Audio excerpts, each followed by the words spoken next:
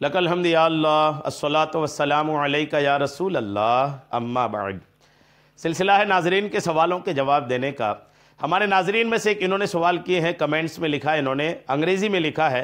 ये इन्होंने शिकायत किया कि इनके बाल झड़ते हैं। बाल झड़ने की इन्होंने शिकायत किया है।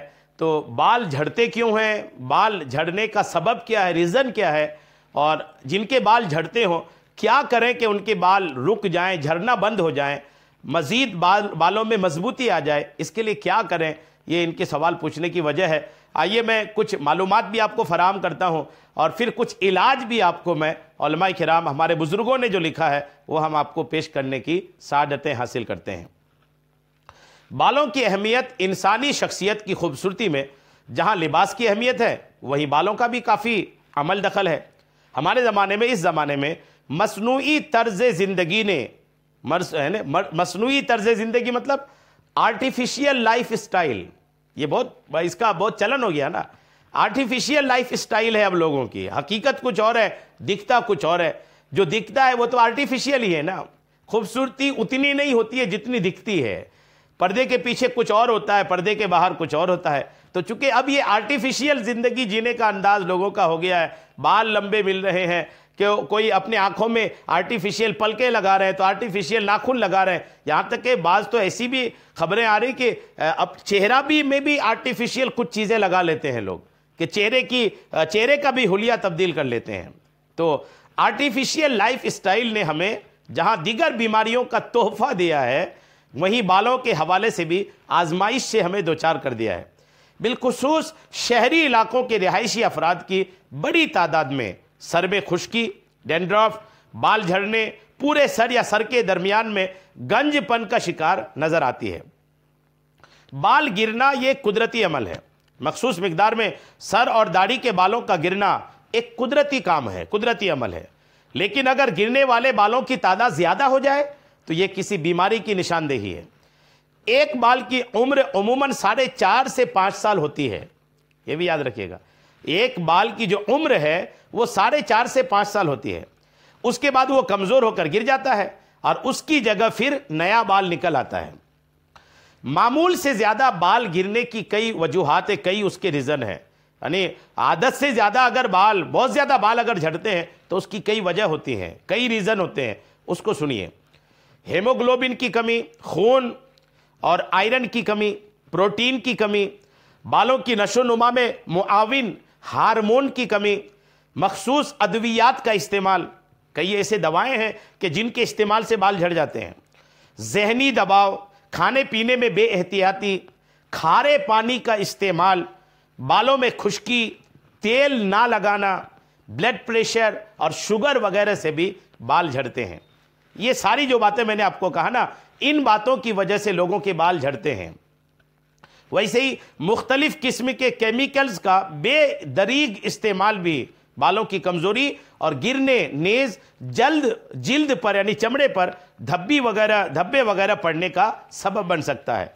बालों में तरह तरह के shampoo, conditioner, cream, hair colour और जेल वगैरह का अंधाधुंध इस्तेमाल करने वालों को बालों के डॉक्टर से मशवरा करके एतदाल का दरमियाना रास्ता इख्तियार करना चाहिए।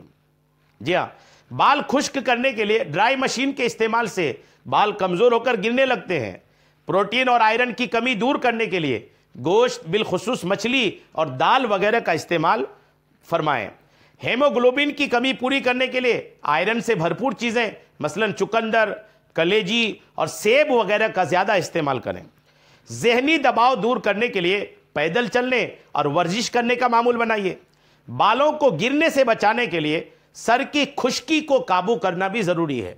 अगर आप अपने सर की खुश्की को कंट्रोल कर लिए ना तो अल्हम्दुलिल्लाह इससे भी बाल आपका गिरना बंद हो जाता है। हमारे आका अलैहिस्सलाम सरे अक़दस में अपने बहुत ज़्यादा बाल इस्तेमाल करते थे। जी हाँ, हज़रत सैयदना इब्ने उमर दिन में 2 मरतबा अपने बालों में तेल लगाते थे। बालों में तेल का बकसरत इस्तेमाल खुसूसन अहले इल्म हजरात के लिए मुफीद है कि इसमें सर में खुश्की नहीं होती, दिमाग तर और हाफिजा यानी याददाश्त मजबूत रहता है। तेल लगाने की सुन्नत पर अमल करना भी बालों की हिफाजत और नशोनुमा, बालों को बढ़ाने में बहुत मददगार साबित हो सकता है। गर्मियों के मौसम में नारियल, जबकि सर्दियों में जैतून या सरसों के तेल का इस्तेमाल बालों के लिए बहुत मुफीद है। सर में खुश्की और बाल गिरने और गंजापन से छुटकारा पाने के लिए आजकल मुख्तलिफ शैम्पू वगैरह दस्तियाब हैं। अपने डॉक्टर के मशवरे से उसके इस्तेमाल में भी हरज नहीं है, लेकिन बेहतर है कि इस मकसद के लिए सादा और देसी घरेलू नुस्खों का इस्तेमाल ज़्यादा करना चाहिए, जिससे कोई साइड इफ़ेक्ट भी नहीं होगा। मैं आपको कुछ नुस्खे देता हूं, आप इसको भी आप तवज्जो के साथ सुन लें। बाल लंबे करने के लिए और बाल को झड़ने से बचने के लिए भी मैं इंशाल्लाह आपको देता हूं। सर के बाल झड़ने के ताल्लुक से आप चुके इन्होंने सवाल किया है, आप सुनिए, इसका रूहानी इलाज भी सुनिए और देसी इलाज भी सुनिए। बावजू हर बार बिस्मिल्लाहिर्रहमानिर्रहीम के साथ सूरतुल लैल कुरान पाक के 30वें पारे में है 41 बार पढ़कर सरसों या नारियल के तेल की बोतल पर दम कीजिए। सरसों का तेल है या नारियल का तेल, उस पर दम कर लीजिए। हर बार बिस्मिल्लाह पढ़ना है, 41 बार सूरह लैल पढ़नी है। रोजाना सोते वक्त सर पर उस तेल से मालिश कीजिए। कुछ दिन मालिश करने से इंशाअल्लाह सर के बाल झड़ना बंद हो जाएंगे। दाढ़ी के बाल झड़ते हो तो उसके लिए भी यही मुफीद अमल है, इसको करें। और बालों की खुश्की और झड़ने का घरेलू इलाज भी कुछ है, आप इसको भी ले लें और इसको भी आप करें। चुकंदर का जूस 250 ग्राम, खुश्क आंवला ये 50 ग्राम, बिलछड़ 25 ग्राम, अमरबील 25 ग्राम, नागरमुथा 25 ग्राम। कैसे क्या करना है ये सारा ले लिए। अब ये जो नाम सुन रहे हैं ना, ये पिनसारी की दुकान में, जड़ी बूटी वाली दुकान में आप जाएंगे, उनको बोलेंगे तो आपको निकाल के दे देगा, भले आपको समझ में नहीं आ रहा हो। तमाम दवाएं कूट कर 1 गिलास पानी में भिगो दीजिए। चुकंदर का जूस भी उसी में मिला लें और 8 घंटे उसे भीगा रहने दें। उसके बाद आधा किलो तिल का तेल उसमें शामिल करके उसे हल्की आंच पर पकाएं। जब पानी जल जाए और सिर्फ तेल रह जाए तो उसे कपड़े में छान लीजिए और उसमें 100 ग्राम अरंडी का तेल, जी हाँ कैस्टर ऑयल, अरंडी का तेल शामिल कर लें। बालों को लंबा, मजबूत और घना करने के लिए मुफीद तरीन पाएंगे। जी हाँ अल्हम्दुलिल्लाह। तो ये नुस्खे भी कर लें और जो रूहानी अमल हमने बताया है वो भी कर लें। अल्लाह करीम का करम होगा आप पर कि आपके बालों की हिफाजत होगी। अल्लाह ने चाहा तो गिरने से आपके बाल भी महफूज रहेंगे। अल्लाह करीम हम सब पर रहम फरमाए, करम फरमाए। आमीन बिजाहिन नबी जिल अमीन सल्लल्लाहु ताला अलैहि वसल्लम।